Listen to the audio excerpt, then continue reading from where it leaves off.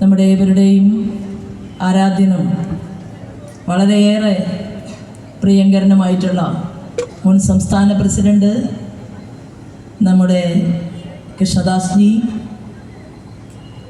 ഇന്ന് നമ്മളുടെ ഈ ജില്ലയുടെ മുന്നേറ്റത്തിന് വേണ്ടി വലിയ രീതിയിൽ പ്രവർത്തിച്ചു കൊണ്ടിരിക്കുന്ന ഭാരതീയ ജനതാ പാർട്ടിയുടെ മുൻ സംസ്ഥാന സെക്രട്ടറിയും ഈ ജില്ലയുടെ അമരക്കാരിയുമായിട്ടുള്ള ശ്രീമതി രാജീവ് പ്രസാദ് നമ്മുടെ പ്രസ്ഥാനത്തിനകത്തേക്ക് കടന്നു വന്ന് മുന്നോട്ടുള്ള പ്രയാണത്തിൽ ഭാരതാംബയുടെ സ്വപ്നങ്ങൾ വിശ്വാസം വാക്കാക്കി മാറ്റാൻ ശ്രീമാൻ നരേന്ദ്രമോദിജിയെ വിശ്വസിക്കുന്ന പ്രസ്ഥാനത്തിലേക്ക് കടന്നു വന്നിട്ടുള്ള ശ്രീമതി രശ്മി, നമ്മുടെ ഏവരുടെയും ആദരണീയനായിട്ടുള്ള ഗോപിചേട്ടൻ, ഈ വേദിയിലുള്ള ജില്ലയുടെ ആദരണീയനായിട്ടുള്ള പ്രഭാരി അജിത്തേട്ടൻ, അതുപോലെ തന്നെ എൻ്റെ മഹിളാ മോർച്ചയുടെ മുൻകാല ലീഡർ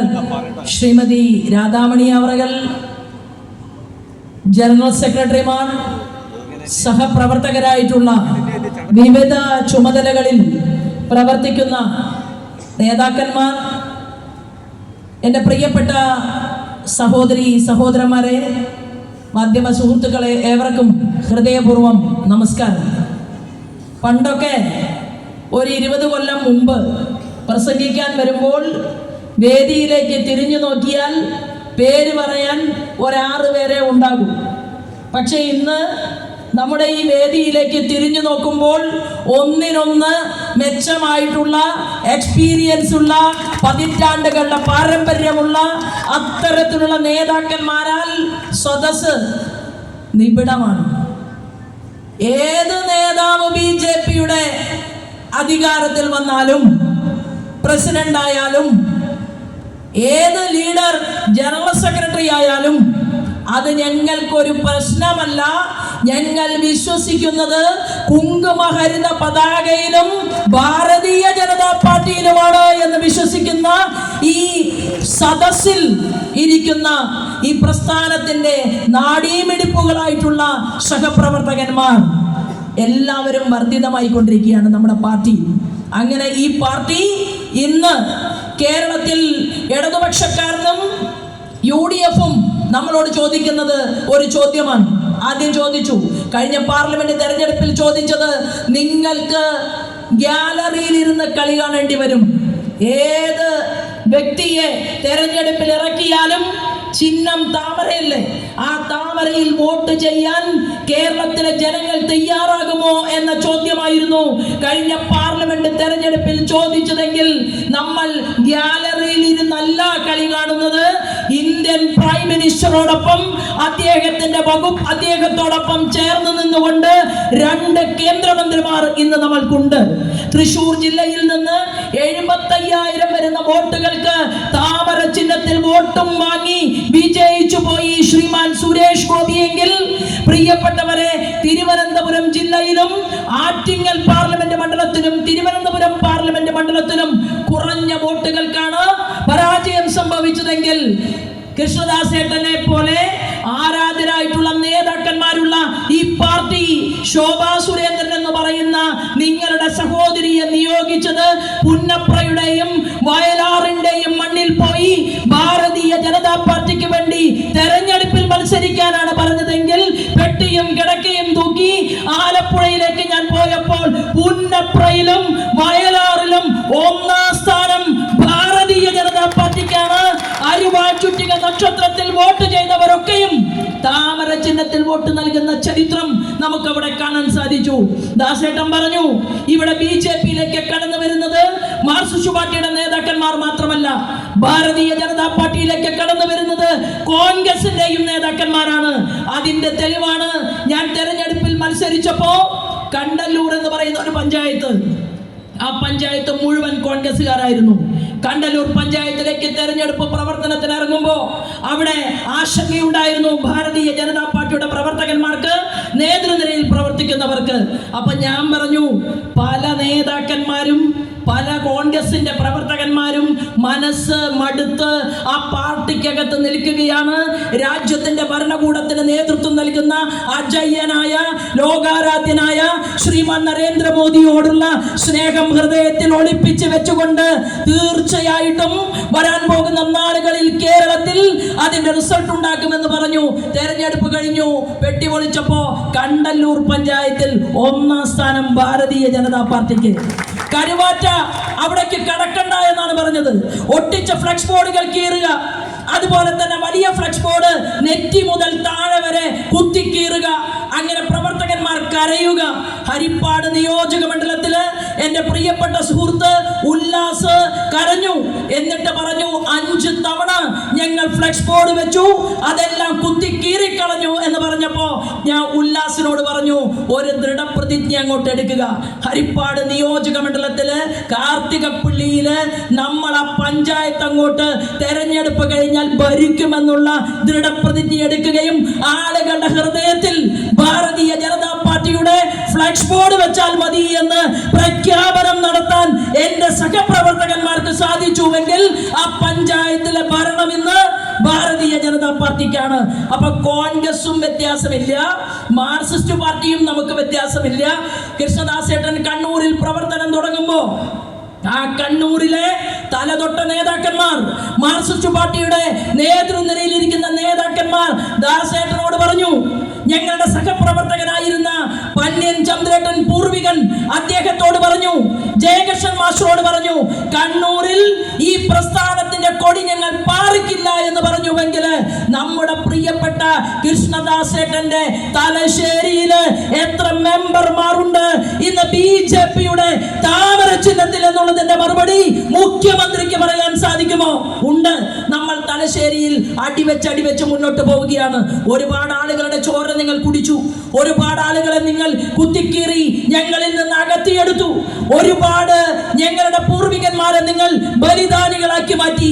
എന്നാൽ തലകുനിക്കാതെ തന്റെ ഇടത്തോടുകൂടി ഈ മഹാപ്രസ്ഥാനത്തിന് വേണ്ടി എന്തും സഹിക്കാൻ തയ്യാറുള്ള നമ്മുടെ പ്രിയപ്പെട്ട നേതാക്കന്മാർ കണ്ണൂരിന്റെ വിരിമാറിലേക്ക് മുന്നോട്ട് പോയപ്പോൾ കോൺഗ്രസിലെ ജനാധിപത്യ വിശ്വാസികളാണ് ഞങ്ങൾ കൂടുതൽ എന്ന് പറഞ്ഞിരുന്ന കോൺഗ്രസിന്റെ ടിക്കറ്റിൽ മത്സരിച്ച ശ്രീമാൻ രഘു, അദ്ദേഹത്തിന്റെ കഴുത്തിൽ ഷാൾ അണിയിക്കാൻ നമ്മുടെ പ്രിയപ്പെട്ട ദാസേട്ടന് ഭാഗ്യമുണ്ടായി എന്നുള്ളത് കണ്ണൂരും മാറി എന്നുള്ളത് കൊണ്ടാണ് ഇവിടെ രശ്മി കടന്നു വന്നു.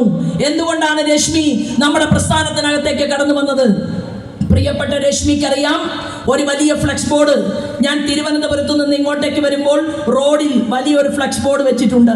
ആ ഫ്ലക്സ് ബോർഡിൽ നമ്മുടെ മുഖ്യമന്ത്രിയുടെ വലിയ ഫോട്ടോ, അതിലെഴുതിയിട്ടുണ്ട് റോഡെല്ലാം നന്നായി, റോഡെല്ലാം നന്നായി എന്ന് എഴുതി വെച്ചിട്ടുണ്ട്. ശരിയാണ്, കേരളത്തിലെ റോഡുകൾ നന്നായിട്ടുണ്ടെങ്കിൽ 1 രൂപ പോലും കൊടുക്കാതെ കേരളത്തിലെ ദേശീയ പാതയുടെ വികസന പ്രവർത്തനത്തിന് ഞാൻ നിർണായകമായിട്ടുള്ള സ്ഥാനം വഹിച്ചു എന്ന് പറഞ്ഞ റോഡിന്റെ മന്ത്രി ആരാധനായ ശ്രീമാൻ നിതിൻ ഗഡ്കരിയുടെ സഹായം കൊണ്ടാണ് ഇന്ന് കേരളത്തിലെ മുഴുവൻ റോഡുകളും നിങ്ങൾ ടാറിട്ട് നല്ല മനോഹരമാക്കുന്നത്.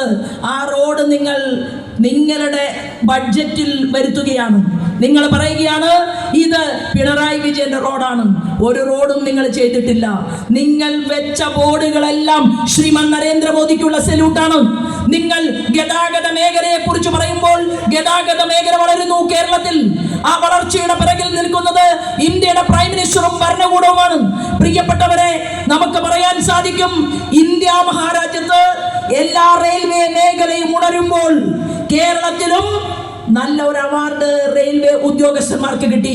എന്താ അവാർഡ് എന്നറിയുമോ? നമ്മുടെ റെയിൽ പാളങ്ങൾ നവീകരിക്കാനുള്ള ഏറ്റവും കൂടുതൽ പദ്ധതികൾ ആവിഷ്കരിച്ച ഒരു സംസ്ഥാനമായിട്ട് കേരളം മാറി. അതിന് റെയിൽവേ ഉദ്യോഗസ്ഥന്മാര് അവാർഡ് വാങ്ങാൻ വേണ്ടിയിട്ട് തീരുമാനമെടുത്തു.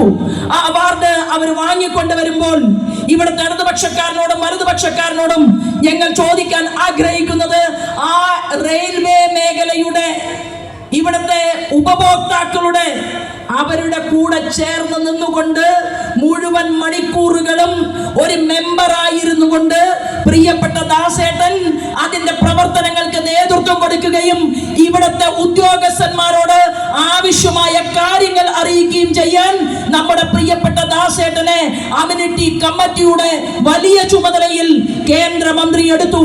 അപ്പൊ എന്ത് സംഭവിച്ചു? റോഡുകളുടെ കൂട്ടത്തിൽ റെയിൽവേയുടെ പാളങ്ങൾ വികസിപ്പിക്കപ്പെട്ടു. ആ റെയിൽവേ പാളങ്ങളുടെ വികസനം ഉണ്ടായി. റെയിൽവേ ലൈൻ അത് വൈദ്യുതീകരിക്കുന്ന കാര്യത്തിൽ കേരളം മുന്നോട്ട് പോയി. എന്നാലും സ്ഥലം ഏറ്റെടുപ്പിന്റെ കാര്യം വരുമ്പോൾ ആ സ്ഥലം ഏറ്റെടുത്തു കൊടുക്കാൻ സാധിക്കാതെ കേരളത്തിന്റെ വകുപ്പ് മന്ത്രി, കേരളത്തിന്റെ മുഖ്യമന്ത്രി അത്ര സ്പീഡായിട്ട് മുന്നോട്ട് പോകുന്നില്ല. എന്താ കാരണം? കാരണം റെയിൽവേക്ക് സ്ഥലം ഏറ്റെടുത്ത് കൊടുത്താൽ അത് പണിയാൻ ഊരാളുങ്കൽ സൊസൈറ്റിക്ക് കൊടുക്കാൻ പറ്റില്ല. ഊരാളുങ്കൽ സൊസൈറ്റിക്ക് മാത്രം കരാർ കൊടുക്കാനാണ് കേരളത്തിന്റെ പൊതുമരാമത്ത് വകുപ്പ് മന്ത്രി റിയാസ് ഇരിക്കുന്നത്. ഊരാളുങ്കൽ സൊസൈറ്റിക്ക് എന്ത് ലേലം വിളിക്കുമ്പോഴും ഒരു ഓൺലൈൻ അപേക്ഷയുമില്ല, ഒരു ഓഫ്ലൈൻ അപേക്ഷയുമില്ല. കരാർ എടുക്കുന്നതും കരാർ പ്രവർത്തന പദ്ധതിയിൽ കൊണ്ടുവരുന്നതും ഊരാളുങ്കൽ സൊസൈറ്റിയാണ്. ശബരിമലയിൽ ഒരു കരാർ കൊടുക്കുമ്പോൾ അവിടെയും ഊരാളുങ്കൽ സൊസൈറ്റിയാണ്. അതിവേഗ പാത കൊണ്ടുവരുമ്പോൾ മാത്രം ഊരാളുങ്കൽ സൊസൈറ്റിക്ക് സാധിക്കില്ലല്ലോ എന്നുള്ള ദുഃഖത്തോടു കൂടിയിട്ടാണ് നമ്മുടെ മുഖ്യമന്ത്രി ഇരിക്കുന്നത്. ഞാൻ ദീർഘമായിട്ട് സംസാരിക്കുന്നതിൽ ഒരുപാട് സമയമായിട്ട് ഈ പൊതുയോഗത്തിന്റെ ഭാഗമായിട്ട് നമ്മൾ ഇവിടെ ഒരുമിച്ച് കൂടിയിരിക്കുകയാണ്. ഇന്ന് CAGയുടെ ഒരു റിപ്പോർട്ട് പുറത്തു വന്നിട്ടുണ്ട്. എന്താണ് ആ റിപ്പോർട്ട്? ആ റിപ്പോർട്ട് പറയുന്നത് കൺട്രോളർ ഓഡിറ്റർ ജനറലിന്റെ റിപ്പോർട്ടിൽ നമ്മളെ ഭയപ്പെടുത്തുന്ന ഒരു വസ്തുത പുറത്തു വന്നിരിക്കുകയാണ്. ആ റിപ്പോർട്ട് പറയുകയാണ്, മാർച്ച് മാസം 21-ാം തീയതി 2023 മാർച്ച് മാസം 21-ാം തീയതി വരെ നമ്മുടെ കേരളത്തിൽ NDPCയുടെ, അതായത് മയക്കുമരുന്നുമായി ബന്ധപ്പെട്ടുകൊണ്ടുള്ള ഏറ്റവും ക്രൂരമായ ഭയാനകമായിട്ടുള്ള കേസുകൾ കേരളത്തിൽ വർദ്ധിതമായിട്ടുണ്ട് എന്ന് സെൻട്രൽ CAGയുടെ റിപ്പോർട്ട് പുറത്തു വന്നിരിക്കുകയാണ്. അതിൽ പറയുന്നത് എന്താണ്? ഈ നാടിനെ നശിപ്പിക്കുന്ന മാരകമായിട്ടുള്ള മയക്കുമരുന്നുമായി ബന്ധപ്പെട്ടുകൊണ്ട് ഏതാണ്ട് 4863 കേസുകൾ എവിടെയും എത്താതെ ഈ കേരളത്തിന്റെ മണ്ണിൽ നിലനിൽക്കുകയാണ്. അവിടെ അവരൊരു ചോദ്യം ചോദിക്കുകയാണ് ഈ ഗവൺമെന്റിനോട്. എന്താണ് ഈ അന്വേഷണം? എന്താണ് എവിടെയും എത്താത്തത്? മയക്കുമരുന്നുമായി ബന്ധപ്പെട്ടുകൊണ്ടുള്ള ഈ കേസിൽ 1596 മയക്കുമരുന്ന് കേസുകൾ, അത് സെക്ഷൻ 27 മുതൽ 37 വരെ നടപ്പിലാക്കാതെ ആ മയക്കുമരുന്ന് മാഫിയയെ രക്ഷിച്ചു കൊണ്ടുപോകുന്നത് എന്തുകൊണ്ടാണ് എന്നുള്ള ചോദ്യം ആ CAG കേരളത്തിന്റെ മുന്നിൽ ഉയർത്തിയിരിക്കുകയാണ്. ഞാൻ കേരളത്തിന്റെ മുഖ്യമന്ത്രി പിണറായി വിജയനോട് ചോദിക്കാൻ ആഗ്രഹിക്കുന്നത്, നിങ്ങൾ ഈ ദൈവത്തിന്റെ നാടായിട്ടുള്ള കേരളത്തെ, നിങ്ങൾക്കറിയാമല്ലോ അയ്യങ്കാളിയുടെ പ്രവർത്തനം കൊണ്ട് പുരോഗമനത്തിന്റെ പാതയിലേക്ക് കുതിച്ച ഈ കേരളത്തെ, ശ്രീനാരായണ ഗുരുദേവന്റെ പാദസ്പർശങ്ങൾ കൊണ്ട് പുണ്യഭൂമിയായി മാറിയിട്ടുള്ള ഈ കേരളത്തെ ഒരു കാലത്ത് പന്തിഭോജനം നടത്തിക്കൊണ്ട് കേളപ്പജിയെ പോലെയുള്ള ആളുകളും മന്നത്തപ്പൂപ്പനെ പോലെയുള്ള ആളുകളും ഈ കേരളത്തെ മുന്നോട്ട് നയിച്ചിട്ടുണ്ടെങ്കിൽ ആ കേരളത്തെ ഇന്ന് രാക്ഷസന്മാരുടെ നാടാക്കി മാറ്റാൻ കേരളത്തിന്റെ മുഖ്യമന്ത്രി ഈ പിണറായി വിജയന് സാധിച്ചുവെന്നാണ് CAGയുടെ റിപ്പോർട്ട് എന്റെയും നിങ്ങളുടെയും മുന്നിൽ ചോദ്യചിഹ്നം ഉയർത്തുന്നത്. ഈ നാട്ടിലെ ഭാവി തലമുറയിലെ ചെറുപ്പക്കാരെ നശിപ്പിക്കാനായി ഈ മയക്കുമരുന്നിന്റെ ഏറ്റവും വലിയ അതിന്റെ തലപ്പത്ത് നിൽക്കുന്ന ആളുകൾ മുന്നോട്ട് വരുമ്പോൾ എന്താണ് നിങ്ങൾ സെക്ഷൻ ഇട്ടുകൊണ്ട് അവരെ നീതിന്യായ കോടതിക്ക് മുന്നിൽ കൊണ്ടുവന്ന് മുട്ടുകുത്തിക്കാത്തത് എന്നുള്ള ചോദ്യം അത് CAG ചോദിക്കുമ്പോൾ ആ ചോദ്യത്തിന് ഉത്തരം പറയേണ്ടത് MP രാജേഷ് ആണ്. നിങ്ങളല്ലേ എക്സൈസ് മന്ത്രി മിസ്റ്റർ രാജേഷ്? നിങ്ങളുടെ കുടുംബത്ത് ഏതെങ്കിലും ഒരു കുട്ടി, 8 വയസ്സുള്ള ഒരു കുഞ്ഞ് ലഹരി മരുന്നിന് അടിമയായാൽ തനിക്ക് സഹിക്കുമോ? സഹിക്കില്ല. എന്നാൽ ഇന്ന് കേരളത്തിൽ 8 വയസ്സു മുതൽ ലഹരി മരുന്നിന്റെ കാരിയർമാരായി ഒട്ടനവധി കേസുകളിൽ പ്രതികളായി ഇന്ന് ബാല കുറ്റകൃത്യത്തിന്റെ അടിമകളായി ഈ കേരളത്തിന്റെ മണ്ണിൽ ചെറുപ്പക്കാരുകളും മുന്നോട്ട് പോകുമ്പോൾ ഈ നാടിനെ നശിപ്പിക്കാൻ വേണ്ടി എക്സൈസ് ഉദ്യോഗസ്ഥന്മാർക്ക് വേണ്ട രീതിയിൽ ക്ലാസുകൾ പോലും കൊടുക്കാത്ത ഒരു സംസ്ഥാനമായി കേരളം മാറുന്നു എന്ന് CAG കണ്ടെത്തിയപ്പോ നമ്മുടെ MP രാജേഷ് ഒരു മടിയുമില്ലാതെ ഇവിടെ എന്തു ചെയ്തു? ബാറുകൾക്ക് 2 മണിക്കൂർ കൂടി സമയം നീട്ടിക്കൊടുത്തു. എന്നിട്ട് ഒരു മടിയുമില്ലാതെ മാധ്യമപ്രവർത്തകന്മാരെ വിളിച്ചു കൂട്ടിയിട്ട് പറഞ്ഞു, എന്താ പറഞ്ഞത്? ടൂറിസ്റ്റുകൾ വരുമ്പോൾ ഈ കള്ളുകുടിയുടെ സമയം, മദ്യപാനത്തിന്റെ സമയം അത് നീട്ടുന്നത് ടൂറിസത്തിന് വേണ്ടിയാണ് എന്നാണ് പറഞ്ഞത്. അപ്പൊ മിസ്റ്റർ രാജേഷ്, ടൂറിസ്റ്റുകൾ വരുന്നത് മദ്യം കഴിക്കാൻ വേണ്ടിയിട്ടാണോ കേരളത്തിൽ? അതല്ല നിങ്ങളുടെ ലക്ഷ്യം. നിങ്ങളുടെ ലക്ഷ്യം ഭാര്യ അറിയാതെ ഒരു 2 പെഗടിച്ച് വീട്ടിലേക്ക് വരുന്ന കുടിയന്മാരുണ്ടല്ലോ, അവരെ നിങ്ങൾ മുഴുക്കുടിയന്മാരാക്കാനുള്ള വേറൊരു തീരുമാനമെടുത്തു. എന്താ തീരുമാനം? കുടിച്ചു കഴിഞ്ഞാൽ ആ കുപ്പി എവിടെയെങ്കിലും വലിച്ചെറിഞ്ഞ് നാളെ ഞാൻ ഇത് ചെയ്യില്ല എന്ന് ഭാര്യയുടെ തലയിൽ തൊട്ട് സത്യം ചെയ്യുന്ന മദ്യപാനിയെ വീണ്ടും കുടിയനാക്കാൻ വേണ്ടി കുപ്പി വീട്ടിലേക്ക് കൊടുത്തയക്കുന്ന നാണം കെട്ട മന്ത്രിയല്ലേ കേരളത്തിൽ MP രാജേഷ്? ആ കുപ്പി കൊണ്ടുപോയി തിരിച്ചു കൊടുത്താൽ പൈസ കിട്ടുമെന്നുള്ള തീരുമാനമുണ്ടാക്കി 12 മണി വരെ കുടിച്ച് 10 മണി കഴിഞ്ഞാൽ അത് കഴിച്ച് നേരത്തിന് വീട്ടിൽ വന്നിരുന്ന ഒരു സാധാരണ മദ്യപാനി ഉണ്ടായിരുന്നുവെങ്കിൽ 12 മണി കഴിഞ്ഞ് ഭാര്യ വിളിച്ചാൽ 12 മണിക്കും ഭർത്താവിനെ വീട്ടിലേക്ക് കിട്ടാത്ത ഒരു സാഹചര്യമാണ് കേരളത്തിന്റെ മണ്ണിൽ നിങ്ങൾ ഉണ്ടാക്കിയത്. നിങ്ങൾ ഗുജറാത്ത് കണ്ടില്ലേ? 18 കോടി ടൂറിസ്റ്റുകൾ ഗുജറാത്തിലേക്ക് പോകുന്നുണ്ട് ഓരോ വർഷവും. 18 കോടി ടൂറിസ്റ്റുകൾ ഗുജറാത്തിലേക്ക് പോകുമ്പോൾ അവിടെ സമ്പൂർണ്ണ മദ്യനിരോധനമാണ്. സമ്പൂർണ്ണ മദ്യനിരോധനമുള്ള ഗുജറാത്തിൽ 18 കോടി ആളുകൾ ആ നാട് കാണാൻ വേണ്ടി ചെല്ലുമ്പോ നമ്മുടെ കേരളത്തിന്റെ എക്സൈസ് മന്ത്രി പറയുകയാണ്, ഇവിടേക്ക് ടൂറിസ്റ്റുകൾ വരണമെങ്കിൽ 10 മണി മുതൽ 12 മണി വരെ ഈ സമയം നീട്ടിക്കൊടുക്കണം. ഭർത്താവിന് ഭാര്യയോടൊപ്പം ഇരിക്കാനും കാണാനുമുള്ള സമയം നിങ്ങൾ നഷ്ടപ്പെടുത്തി. കുട്ടികൾക്ക് അച്ഛനെ കാണാനുള്ള സമയം നിങ്ങൾ നഷ്ടപ്പെടുത്തി. കേരളത്തെ നശിപ്പിക്കാൻ മയക്കുമരുന്ന് മാഫിയ കൈകളിലേക്ക് ഈ കേരളത്തെ നിങ്ങൾ എഴുതി പണയം വെച്ചു കൊടുത്തു എന്നുള്ള റിപ്പോർട്ട് കേരളത്തിന്റെ മുന്നിലേക്ക് കടന്നു വരുമ്പോൾ എങ്ങനെയാണ് കഴിച്ചവന്റെ ലഹരി അല്ലെങ്കിൽ കഴിക്കുന്നതിനുള്ള ആസക്തി കുറച്ച് കുറയ്ക്കേണ്ടത് എന്ന് തീരുമാനിക്കാനുള്ള ഒരു സംവിധാനവും കേരളത്തിലില്ല. പണ്ട് തൃശ്ശൂർക്കാരൻ ഒരു ലോനപ്പൻ നമ്പാടൻ മാഷ് ഉണ്ടായിരുന്നു. നമ്പാടൻ മാഷ് പൊതുയോഗത്തിൽ ചെന്നിട്ട് പ്രസംഗിക്കും. പല രാഷ്ട്രീയക്കാരുടെയും പ്രസംഗം നമ്മൾ കേൾക്കുമല്ലോ. അപ്പൊ നമ്പാടൻ മാഷ് പ്രസംഗിക്കുമ്പോൾ അന്ന് പറയും, ഇപ്പൊ കേരളത്തിൽ ഇറങ്ങിയിട്ടുള്ള ബ്രാൻഡ് എന്ന് പറയുന്നത് കൊട്ടുവടിയാണ് എന്ന് നമ്പാടൻ മാഷ് പറയും. കൊട്ടുപടി എന്ന് പറഞ്ഞാൽ ഇത് അടിച്ചു കഴിഞ്ഞാൽ കൊട്ടുപടി കൊണ്ട് തലക്കടിച്ച പോലെ ഒരു കനമാണത്രേ. പിന്നെ ആളങ്ങനെ ഇരിക്കും മദ്യപാനി. എന്നിട്ട് പിന്നെ നമ്പാടൻ മാഷ് പറയും, ഇപ്പൊ അന്ത്യക്രിസ്തു ഉണ്ട് എന്ന് പറയും പ്രസംഗത്തില്. അന്ത്യക്രിസ്തു എന്താ? അടിച്ചാൽ 3-ാം ദിവസമാണ് ഉയർത്തെഴുന്നേൽപ്പ്. പിന്നെ പറയും ആനമൈക്കി ഉണ്ട് ഒരു ബ്രാൻഡ്. മാഷിയുടെ പ്രസംഗമാണ്. ആനമൈക്കി എന്ന് പറഞ്ഞാൽ അടിച്ചാൽ പിന്നെ ആനയെ പൊക്കാൻ വല്ല നിർവാഹമുണ്ടോ? അതുപോലെയാണ് അത്ര ഇത് കഴിച്ച ആളുടെ അവസ്ഥ. അങ്ങനെ അദ്ദേഹം പറഞ്ഞ് ഒരു 8 ബ്രാൻഡ് പറയും. അവസാനം പറയും, ഇനി എന്നാണാവോ ട്രെയിൻ എന്നുള്ള പേരിൽ ഒരു ബ്രാൻഡ് കേരളത്തിൽ ഇറക്കുക എന്ന് എനിക്കറിയില്ല. കുഞ്ഞുങ്ങളുടെ ഭാവി ഓർത്ത് ഞാൻ വേദനിക്കുന്നുവെന്ന് ലോനപ്പൻ നമ്പാടൻ മാഷ് പ്രസംഗിക്കുമായിരുന്നു. ഞാൻ ചോദിക്കാൻ ആഗ്രഹിക്കുന്നത്, നാണമുണ്ടോ മിസ്റ്റർ രാജേഷ്? നിങ്ങൾ ഈ എക്സൈസ് വകുപ്പ് മന്ത്രിയുടെ കസേരയിലിരിക്കുമ്പോൾ ഇവിടുത്തെ മദ്യം കഴിക്കുന്നവരുടെ കുടുംബത്തിലെ സ്വാസ്ഥ്യം കൂടുതൽ നഷ്ടപ്പെടുത്തുകയും നമ്മൾ ആരും മനസ്സിലാക്കാത്ത ഏറ്റവും വലിയ ഈ MDMA പോലെയുള്ള ലഹരി രാസവസ്തുക്കൾ നമ്മുടെ കുഞ്ഞുങ്ങളുടെ സിരകളിലേക്ക് ഒഴുക്കി കൊടുക്കുകയും ചെയ്യുമ്പോൾ ഈശ്വര എന്ന് വിളിച്ച് അമ്മ അല്ലെങ്കിൽ അച്ഛൻ ദൈവമേ എന്ന് വിളിച്ച് ക്ഷേത്രങ്ങളിലേക്ക് പോകുന്ന പതിവുള്ള നമ്മുടെ നാട്ടില് ക്ഷേത്ര വിശ്വാസത്തെയും തകർക്കാൻ നിങ്ങൾ തന്ത്രപൂർവം പരിശ്രമിക്കുമ്പോൾ അതിന്റെ റിസൾട്ട് മാർക്സിസ്റ്റ് പാർട്ടി ഭഗവാനെതിരാണ്, ഭഗവതിക്കെതിരാണ്.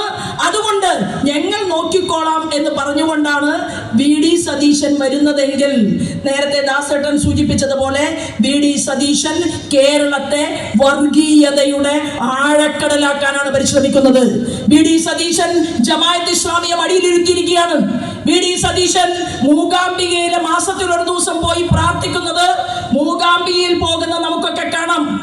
പ്രതിപക്ഷ നേതാവ് ഞാൻ ചെയ്യുന്ന എല്ലാ തെറ്റുകളിൽ നിന്നും എന്നെ രക്ഷിക്കണേ എന്ന് പറയാൻ വേണ്ടി മൂകാംബിക ദേവിയുടെ അരികിൽ ചെന്ന് പ്രാർത്ഥിക്കുകയും തിരിച്ചിറങ്ങി വന്നാൽ കേരളത്തില് മുസ്ലിം സമുദായവും ഹിന്ദു സമുദായവും ചേരി തിരിഞ്ഞ് അടിക്കണമെന്നും കേരളം വർഗീയതയുടെ വിഷബീജമുണ്ടാകണം കേരളത്തിലെന്നും ചിന്തിച്ചുകൊണ്ട് VD സതീശൻ മുന്നോട്ട് പോകുമ്പോൾ ഏത് കസേര കിട്ടാമെന്ന് പറഞ്ഞാലും വർഗീയ വിഘടനവാദ സന്തതികളെ കൂടെ കൂട്ടാൻ പാടുണ്ടോ എന്നുള്ള ചോദ്യമാണ് ഭാരതീയ ജനതാ പാർട്ടി ചോദിക്കുന്നത്. കാന്തപുരം അബൂബക്കർ മുസ്ലിയാർ ഇന്ത്യൻ പ്രധാനമന്ത്രിയെ കണ്ട് തിരിച്ചിറങ്ങിയിട്ട് അദ്ദേഹം പറഞ്ഞു, ന്യൂനപക്ഷങ്ങൾ സുരക്ഷിതരാണ്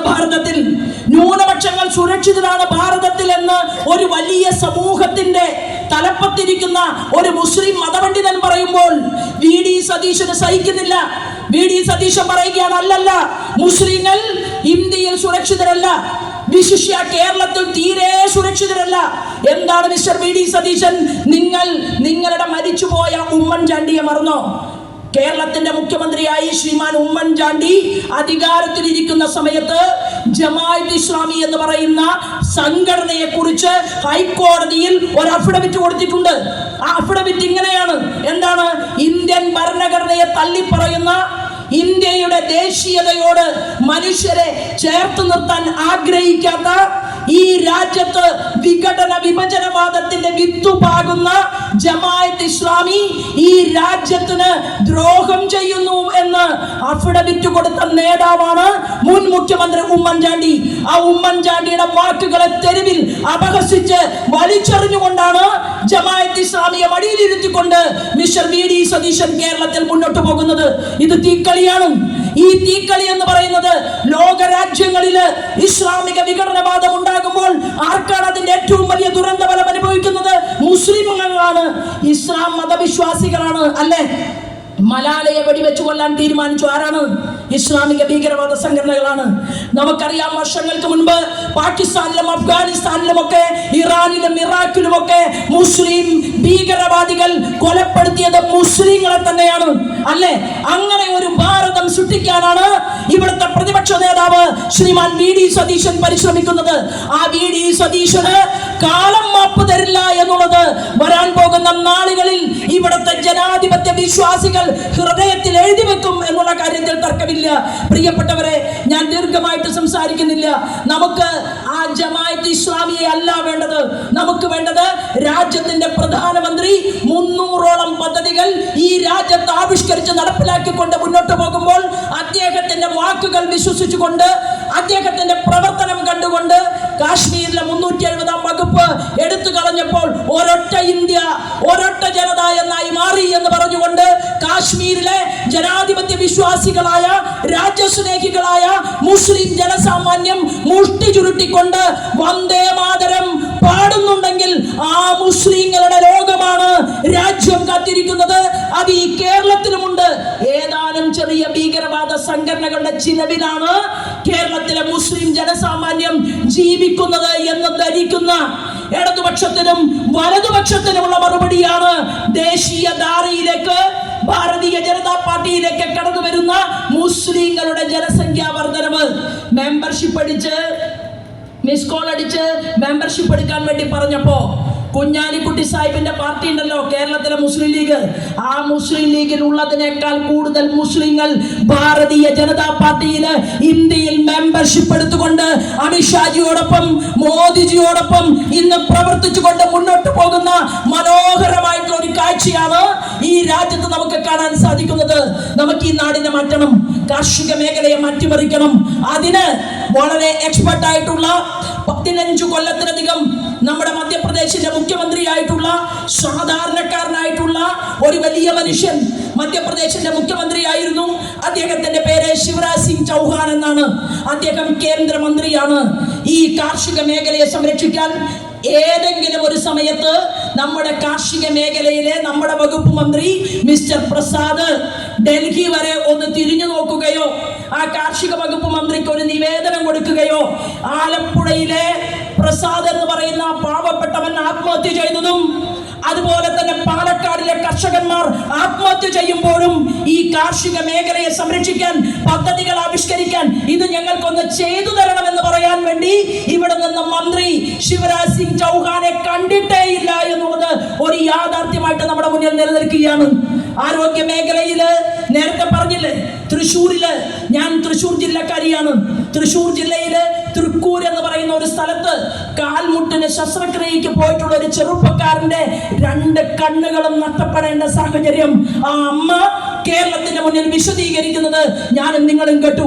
ഈ കേരളത്തിലെ ആരോഗ്യ മേഖലയെ തകർക്കാൻ മുഖ്യമന്ത്രി പിണറായി വിജയൻ P1 ഇൻഫ്രാസ്ട്രക്ചർ എന്ന് പറയുന്ന ഒരു കമ്പനി, ആ കമ്പനിക്ക് ഒരു കച്ചവടവും കേരളത്തിൽ ഇല്ലായിരുന്നു.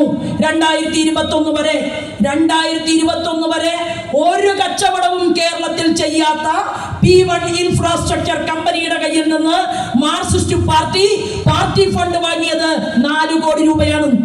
4 കോടി രൂപ പാർട്ടി ഫണ്ട് വാങ്ങിയതിനു ശേഷം നമ്മൾ കേരളത്തിൽ കാണുന്നത് 15 ലക്ഷത്തോളം ആരോഗ്യ മേഖലയിൽ അഡ്മിഷൻ ഉണ്ടായിരുന്ന രോഗികൾ, ആ രോഗികളുടെ എണ്ണം പൊടുന്നനെ കുറയ്ക്കുന്നതാണ് നമ്മൾ കണ്ടത്. എങ്ങനെ കുറയാതിരിക്കും? ഇവിടെ മാധ്യമ സുഹൃത്തുക്കൾ നിൽക്കുന്നുണ്ട്. നിങ്ങളുടെ വീട്ടിൽ ആർക്കെങ്കിലും ഒരു അസുഖം വന്ന ധൈര്യത്തോടു കൂടി അമ്മയെയോ അച്ഛനെയോ ആ ആശുപത്രിയിലേക്ക്, ആരോഗ്യ മേഖലയിലെ മെഡിക്കൽ കോളേജിലേക്ക് കൊണ്ടുപോകുമ്പോൾ 4 വട്ടം ആലോചിക്കും. നിങ്ങൾക്കറിയാം, അവിടെ നല്ല ഡോക്ടർമാരുണ്ട്, എന്നാൽ അവിടെ ഇതുപോലെയുള്ള മനുഷ്യത്വം മരവിച്ച ഡോക്ടർമാരുമുണ്ട്. അവിടെ നല്ല ഡോക്ടർമാർ, മിസ്റ്റർ ഹാരിസിനെ പോലെയുള്ള ഡോക്ടർമാർ പറയുകയാണ്, ഉപകരണങ്ങളില്ല, അസിസ്റ്റ് ചെയ്യാൻ നേഴ്സുമാരില്ല, ആവശ്യത്തിന് അറ്റൻഡർമാരില്ല, എങ്ങനെയാണ് ഓപ്പറേഷൻ ചെയ്യേണ്ടത് എന്ന് ഇടതുപക്ഷക്കാരനായ തിരുവനന്തപുരം മെഡിക്കൽ കോളേജിലെ സൂപ്രണ്ട് ചോദിച്ച ചോദ്യത്തിന് പോലും മറുപടി കൊടുക്കാൻ സാധിക്കാതെ ആരോഗ്യ മേഖല തകരുമ്പോ എന്ത് തീരുമാനിക്കും? എന്ത് വിറ്റ് തൊലച്ചിട്ടായാലും വേണ്ടില്ല, പ്രൈവറ്റ് മേഖലയിലേക്ക് പോകാൻ തീരുമാനിക്കും. 15 ലക്ഷം രോഗികൾ ഉണ്ടായിരുന്നത് ഈ കൊല്ലം അഡ്മിഷൻ 7 ലക്ഷം രോഗികൾ മാത്രമാണ്.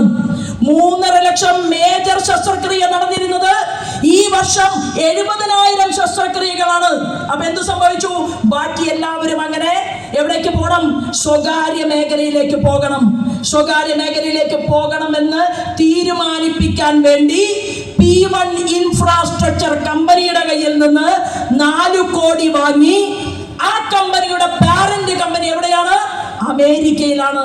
എല്ലാ കമ്മ്യൂണിസ്റ്റ് പാർട്ടിയുടെയും മാർക്സിസ്റ്റ് പാർട്ടിയുടെയും മൈക്ക് കെട്ടിക്കഴിഞ്ഞാൽ അവരെന്താ പറയുക? അമേരിക്ക ആഗോള കുത്തക, ആഗോള സാമ്രാജ്യത്വ ശക്തി. ആ ആഗോള കുത്തക, ആഗോള സാമ്രാജ്യത്വ ശക്തി എന്ന് അവർ അധിക്ഷേപിച്ച അമേരിക്കയിലെ ബ്ലാക്ക് സ്റ്റോൺ എന്ന് പറയുന്ന കമ്പനിയും P1 ഇൻഫ്രാസ്ട്രക്ചർ കമ്പനിയും ഒന്നാണ്. ഒന്ന് പാരന്റ് കമ്പനി, ഒന്ന് ഉപകമ്പനി. അവര് 10 ആശുപത്രികൾ വാങ്ങി.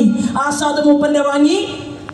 അവരുടെ കയ്യിലുള്ള ആശുപത്രി 80% ഇന്ന് ബ്ലാക്ക് സ്റ്റോണിന്റെ കയ്യിലായി. അപ്പൊ കിംസും പോയി, മിംസും പോയി. തിരുവനന്തപുരത്ത്, കോട്ടയത്ത്, പാലക്കാട്, മലപ്പുറത്ത് 10 വലിയ ആശുപത്രികൾ ഇന്ന് അവരുടെ കൈകളിലേക്ക് എത്തിച്ചു കൊടുക്കാൻ വേണ്ടി കേരളത്തിന്റെ ആരോഗ്യ മേഖലയെ, പൊതു സംവിധാനങ്ങളെ തകർത്തു കൊടുക്കുകയാണ് മന്ത്രി വീണ ജോർജിന്റെ നേതൃത്വത്തിൽ. പിണറായി വിജയൻ എന്ന് പറയുന്ന മുഖ്യമന്ത്രി, വീണ ജോർജിന് എന്ത് ചെയ്യാൻ പറ്റും? വീണ ജോർജിനോട് അഭിനയിക്കാൻ പറഞ്ഞാൽ അഭിനയിക്കണം. വീണ ജോർജിനോട് ഇരിക്കാൻ പറഞ്ഞാൽ ഇരിക്കണം. വീണ ജോർജിനോട് നുണ പറയാൻ പറഞ്ഞാൽ പറയണം. ആരാ പറയുന്നത് കേരളത്തിന്റെ മുഖ്യമന്ത്രി പിണറായി വിജയനാണ്. ശൈലജ ടീച്ചറെ മൂലക്കിരുത്തിയ കേരളത്തിന്റെ മുഖ്യമന്ത്രി പിണറായി വിജയൻ വീണ ജോർജിനോട് നാടകം അഭിനയിക്കാൻ പറഞ്ഞാൽ അഭിനയിച്ചില്ലെങ്കിൽ അടുത്ത തെരഞ്ഞെടുപ്പിൽ ടിക്കറ്റ് കൊടുക്കില്ല, മത്സരിക്കാൻ പറ്റില്ല. അപ്പോ കേരളത്തിന്റെ പൊന്നു തമ്പുരാൻ പിണറായി വിജയൻ പറയുന്നത് കേട്ട് സമരം നടത്താൻ നാണമുണ്ടോ വീണയ്ക്ക്? ഞങ്ങളൊക്കെ എത്ര സമരത്തിന് പോയതാണ്. ഞാൻ വേണമെങ്കിൽ പിന്നീട് ഒരു ചെറിയ വീഡിയോ തരാം. പോലീസുകാർ എന്നെ വളഞ്ഞിട്ട് അടിക്കുമ്പോൾ നമ്മൾ അങ്ങോട്ട് ചെല്ലുകയാണ്. വീണ ജോർജ് പറയുകയാണ്, ഒന്നാമത് ധൈര്യമേ ഇല്ലാത്തവരാണ് ഈ കേശുവിന്റെ ചെറുപ്പക്കാര്. ഏതെങ്കിലും ഒരു ഉജ്ജ്വല സമരം അവർ നടത്തിയിട്ടുണ്ടോ കേരളത്തിൽ? അവരുടെ സഹോദരി, മഹിളാ കോൺഗ്രസിന്റെ സഹോദരിയെ അടിച്ച് നട്ടല് പൊട്ടിച്ച് ഒരു ഭാഗത്തിട്ടിട്ടും മുഷ്ടി ചുരുട്ടി ഒന്ന് മുദ്രാവാക്യം വിളിക്കാൻ തന്റെ ഇടമില്ലാത്ത, വിളിക്കാൻ പോയാൽ സംരക്ഷിക്കാൻ കോൺഗ്രസിനകത്ത് ആളില്ല എന്ന ബോധ്യമുള്ള ആ ചെറുപ്പക്കാര് വീണ ജോർജിനെ ആക്രമിക്കാൻ പോകുമെന്ന് ആരെങ്കിലും അംഗീകരിച്ചോ? ഇല്ല. പക്ഷേ അപ്പോഴേക്കും വീണ ജോർജിനെ കഴുത്തു വേദനിച്ചു. എന്താ കാരണം? വീണയ്ക്ക് കഴുത്തു വേദനിച്ചില്ലെങ്കിൽ തൃക്കൂരിലെ ആ അമ്മയും മകനും, കണ്ണു നഷ്ടപ്പെട്ട അമ്മയും മകനും ദൃശ്യമാധ്യമങ്ങളിൽ നിറഞ്ഞു നിൽക്കുമെന്നുള്ള ബോധ്യം കൊണ്ടാണ് ഒരു നാടകം നടത്താൻ പിണറായി പറഞ്ഞത്. നോക്കൂ, പിണറായി വിജയന്റെ മുഖം, മുഖ്യമന്ത്രിയുടെ മുഖം കാണുമ്പോൾ ആളുകൾക്ക് തീരെ താല്പര്യമില്ല. എന്നാൽ മോഹൻലാലിന്റെ മുഖം കണ്ടാൽ ആളുകൾക്ക് വലിയ താല്പര്യമാണ്. അപ്പൊ എന്തുണ്ടായി? മോഹൻലാൽ മുഖ്യമന്ത്രി പിണറായി വിജയനെ ഇന്റർവ്യൂ ചെയ്യുകയാണ്. ആലോചിച്ച് നോക്കൂ നിങ്ങൾ, മാർക്സിസ്റ്റ് കമ്മ്യൂണിസ്റ്റ് പാർട്ടിയുടെ അവസ്ഥ എന്താണ് ഈ കേരളത്തിൽ? ശ്രീമാൻ ചടയൻ ഗോവിന്ദന്റെ പാർട്ടി, ശ്രീമാൻ എ കെ ഗോപാലിന്റെ party, Shriman E M Sankaran നമ്പൂതിരിപ്പാടിന്റെ പാർട്ടി, ശ്രീ നായനാരുടെ പാർട്ടി, പാവപ്പെട്ടവർക്ക് വേണ്ടി ഞങ്ങൾ പട നയിക്കുമെന്ന് പ്രഖ്യാപിച്ച എത്രയോ വലിയ കമ്മ്യൂണിസ്റ്റുകാരുടെ പാർട്ടി ഇന്ന് കേരളത്തിൽ ഈ മുഖ്യമന്ത്രിയുടെ മുഖം ആളുകൾ കാണാൻ വേണ്ടി നമ്മുടെ സിനിമാ മേഖലയിലെ അപ്രപ്പാളികളിലെ മുടിചൂടാൻ മന്നനായിട്ടുള്ള മോഹൻലാലിനെ കൊണ്ടുവന്നിരുത്തി ഇന്റർവ്യൂ നടത്തേണ്ട ഗതികേടിലേക്ക് കേരളത്തിലെ മാർക്സിസ്റ്റ് പാർട്ടി തകർന്നു പോയിരിക്കുന്നു. പ്രിയപ്പെട്ടവരെ, നമുക്കതൊന്നും വേണ്ട. നമ്മൾ തുടങ്ങിയത് ഒരു പഞ്ചായത്തിന്റെ പ്രസിഡന്റ് ഇല്ലാതെയാണ്. ഇവിടെ എൻ്റെ പ്രിയപ്പെട്ട സഹോദരി പഞ്ചായത്തിന്റെ പ്രസിഡന്റ്, ഞാൻ അഭിമാനത്തോടു കൂടിയിട്ട് എൻ്റെ സഹോദരിയെ എൻ്റെ ഹൃദയത്തിലേക്ക് ഞാൻ ചേർത്ത് നിർത്തുകയാണ്. നമ്മൾ വിളിച്ച വന്ദേ മാതരവും, നമ്മൾ വിളിച്ച മുദ്രാവാക്യവും, നമ്മൾ മുന്നോട്ട് പോയതും, നമ്മൾ ഈ സമൂഹത്തിൽ MLA-യുടെ തണലില്ലാതെ, MP-യുടെ തണലില്ലാതെ, ഒരു മന്ത്രിയുടെ തണലില്ലാതെ നമ്മുടെ രാജ്യം, ഇന്ത്യയുടെ പ്രധാനമന്ത്രി RSS-കാരനോ അല്ലെങ്കിൽ സംഘപരിവാറിൽ നിന്നോ BJP-യിൽ നിന്നോ ഒരാൾ ഭരിക്കുമെന്ന് ചിന്തിച്ചുകൊണ്ടല്ല ഈ ഇരിക്കുന്ന പരിണിതപ്രജ്ഞരായിട്ടുള്ള ആളുകൾ മുന്നോട്ട് വന്നത്. ഒരൊറ്റ മന്ത്രം എന്താണ്? അമരമാകണം എൻ്റെ രാഷ്ട്രം, വിശ്രുതി നേടണം, നിഖില വൈഭവ പൂർണ്ണമാവണം, എവിടെയും ജനജീവിതം. അങ്ങനെ തീരുമാനമെടുത്തുകൊണ്ട് നമ്മളൊക്കെ പ്രവർത്തനത്തിന്റെ കർമ്മമണ്ഡലത്തിലേക്ക് ഇറങ്ങി പുറപ്പെട്ടിട്ടുണ്ടെങ്കിൽ ഇന്ന് നമുക്ക് MLA ഉണ്ട്, അല്ലെ? ഇന്ന് നമുക്ക് MLA ഉണ്ട് എന്നല്ല, MLA ഉണ്ട്, വരാൻ പോകുന്ന തെരഞ്ഞെടുപ്പിൽ നമ്മൾ 20% വോട്ട് പാർലമെന്റ് തെരഞ്ഞെടുപ്പിൽ പിടിച്ചിട്ടുണ്ടെങ്കിൽ ഡബിൾ എഞ്ചിൻ സർക്കാർ നമ്മൾ ഉണ്ടാക്കും. അന്ന് കട്ടിള പൊളിച്ചവനും കട്ടിളപ്പാളി കൊണ്ടുപോയവനും വാജിവാഹനം മോട്ടിച്ചവനും ഒക്കെ ഒരു 48 മണിക്കൂർ BJP-യുടെ നേതൃത്വത്തിലുള്ള NDA-യുടെ ആഭ്യന്തര വകുപ്പ് മന്ത്രി കേരളം ഭരിക്കുമ്പോൾ കരുവന്നൂരിലെ സഹകരണ സംഘ കൊള്ളയ്ക്കും ഞങ്ങൾ ഉത്തരം പറയിക്കും. അയ്യപ്പന്റെ വസ്തുവകൾ മോഷ്ടിച്ചതിനും ഞങ്ങൾ ഉത്തരം പറയിക്കും. അതിന് നമ്മൾ കർമ്മധീരരായിട്ട് പ്രവർത്തന മണ്ഡലത്തിലേക്ക് ഇറങ്ങി പുറപ്പെടുമെന്ന് പ്രഖ്യാപിച്ചുകൊണ്ടാണ് ഓരോരുത്തരുടെയും ഹൃദയം മിടിക്കുന്നത് എന്ന് മനസ്സിലാക്കിക്കൊണ്ട് അതിന്റെ വേദിയിലേക്ക് നമ്മൾ പോകണം. പ്രിയപ്പെട്ട രശ്മിയോട് പറയാനുള്ളത്, രശ്മിക്ക് തീർച്ചയായിട്ടും നമ്മുടെ പ്രസ്ഥാനത്തിനകത്ത് അത്രയും സ്നേഹവും കരുതലും രശ്മിയെ ഞങ്ങൾ ഹൃദയത്തിലേക്ക് ചേർത്ത് വയ്ക്കുകയാണ്. ഈ ഹിന്ദി നമുക്ക് വീണ്ടും വീണ്ടും ഉപയോഗിക്കാനുള്ള സാഹചര്യവും ഭാരതീയ ജനതാ പാർട്ടിക്കകത്ത് കിട്ടും എന്നുള്ള കാര്യത്തിൽ തർക്കമില്ല. ഇതിൽ സ്ത്രീകളെ കൂടുതൽ അംഗീകരിച്ചുകൊണ്ട് ദേശീയ തലത്തില് ഡൽഹിയിൽ ഒരു സാധാരണക്കാരിയായ സ്ത്രീ മുഖ്യമന്ത്രിയായി, ഒരു സന്യാസിനി മധ്യപ്രദേശിൽ മുഖ്യമന്ത്രിയായി, ഒരു സാധാരണക്കാരിയായിട്ടുള്ള സഹോദരി കടന്ന് പഠിച്ചു വളർന്നു വന്ന് അവർ ഫിനാൻസ് മിനിസ്റ്ററായി, നമ്മുടെ പ്രിയപ്പെട്ട ശ്രീമതി സുഷമാ സ്വരാജ്. അപ്പോ ഭാരതീയ ജനതാ പാർട്ടിയിലെ എല്ലാ സ്ത്രീകൾക്കും വേണ്ടി 33% സംവരണം ഇന്ത്യൻ പാർലമെന്റിലും രാജ്യസഭയിലും പാസ്സാക്കിയിട്ടുള്ള, ലോകം അതീവ അത്ഭുതത്തോടു കൂടി നോക്കിക്കാണുന്ന 16 ഇസ്ലാമിക രാജ്യങ്ങളുടെ ഏറ്റവും വലിയ ബഹുമതി കൊടുത്ത് ആദരിച്ചിട്ടുള്ള നമ്മുടെ ശ്രീമാൻ നരേന്ദ്രമോദിയുടെ പ്രസ്ഥാനത്തിലേക്ക് കടന്നു വന്ന ശ്രീമതി രശ്മിക്ക് ഹൃദയപൂർവ്വം എല്ലാ അഭിനന്ദനങ്ങളും അറിയിച്ചുകൊണ്ട് എന്നെ കേട്ടതിനും എന്നെ സ്വീകരിച്ചതിനും ഇവിടെ എത്തിച്ചേർന്ന മുഴുവൻ ആളുകൾക്കും ഹൃദയപൂർവ്വം നന്ദി പറഞ്ഞുകൊണ്ട് ഞാൻ എൻ്റെ വാക്കുകൾ നിർത്തുന്നു. വന്ദേ മാതരം. അടുത്തതായി ഭാരതീയ ജനതാ പാർട്ടി